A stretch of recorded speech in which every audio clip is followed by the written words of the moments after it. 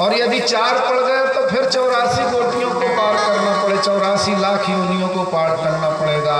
तो यदि हमारा कर्म मनुष्य योनि में सुधर गया तो हम मनुष्य योनि को पार कर गए,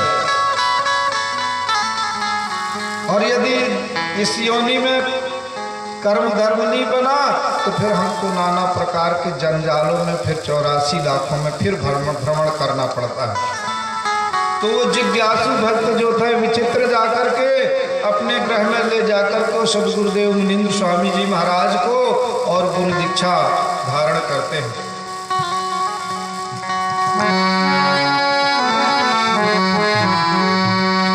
तो बहुत उत्तम समय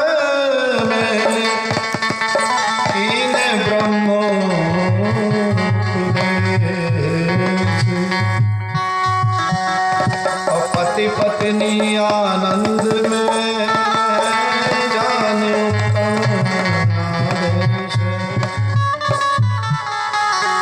उस ब्रह्म को प्राप्त करने के लिए, उस ब्रह्म की भक्ति करने के लिए हमें कोई घर द्वार बाल बच्चों को त्याग नहीं करना पड़ता। हमारे अंदर जो गलत विचार हैं उनको त्याग करने की जरूरत पड़ती है, जो गलत आदतें हैं उनको त्याग करने की जरूरत पड़ती है। ये उन्हीं लोगों की कथाएं हैं जो महान पुरुष गृहस्थ जीवन में रह करके ही उस ब्रह्म को प्राप्त की, उस ब्रह्म की भक्ति मिली है। जैसे कहा है कि एक ब्रह्म द्वितीयो नास्ति, एक ब्रह्म जो भागवत गीता में लिखा है कि एक ब्रह्म है, एक ईश्वर है, और दूसरा कहने में सब नाशवान है। एक ब्रह्म कौन है? जिसका ना जन्म होता ना मरण होता, ना कभी वो माया में आता और ना वो कभी अनिहार करता, उसे एक ब्रह्म कहते हैं। जो जन्म नहीं लेता, उसका मरण भी नहीं होता, उसे सच्चिदानंद सद्गुरु भगवान सत्य पुरुष कहते हैं।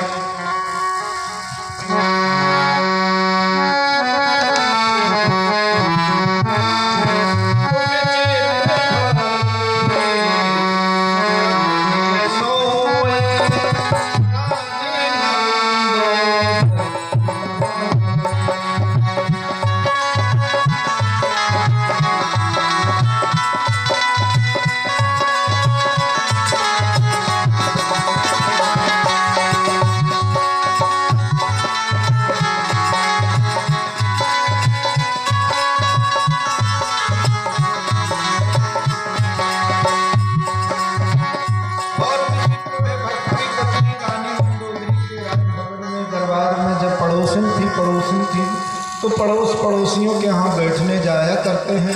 इसी तरह से वो मंदोदरी के दरबार में, महल में जब बैठने गई तो उन्होंने सारा हाल बताया। क्योंकि त्रेता युग में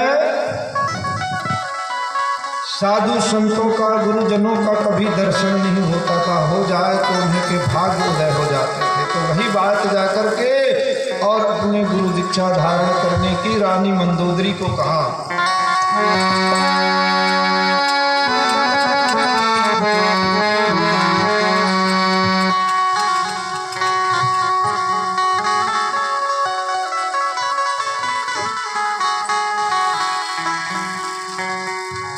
तो विचित्र भक्त पत्नी मुख जानी, तो विचित्र भक्त की पत्नी ने जाकर उनके मुखार बिंदु से सदगुरुदेव महाराज की उन्होंने बात सुनी कि एक संत रूप में, स्वरूप में गुरुदेव जी पधारे हैं और वो विचित्र कारण उनका है, उनके अंतिम जगह से वो 3 हाथ ऊंचे पर बैठे विराजमान हैं। आप जाकर उनके दर्शन कीजिए। तो देखिए, रानी मंदोदरी भी बड़े पवित्र दिल की थी, लेकिन संगत में क्या करें हम।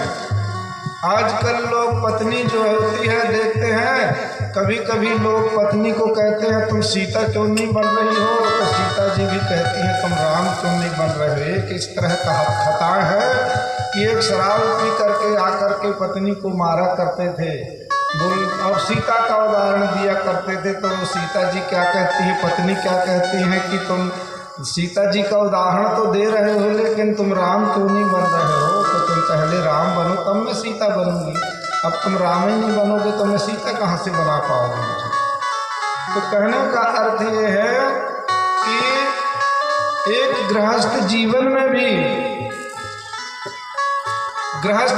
में एक दूसरे को तो सुधारना चाहते हैं लेकिन खुद नहीं सुधर सकते, सुधारने का प्रयास नहीं करते। इसलिए कहा है कि गुण जब विचित्र भक्त की पत्नी जब जाकर रानी मंदोदरी को सारा संदेश दिया तो रानी मंदोदरी बहुत सात्विक विचार की थी। चाहे रावण न रहे हों, उनकी कथाएं तो अब सब लोग सुने हैं, लेकिन रानी मंदोदरी के हृदय में बड़ा पवित्र विचार थे और बड़े सात्विक विचारती थी।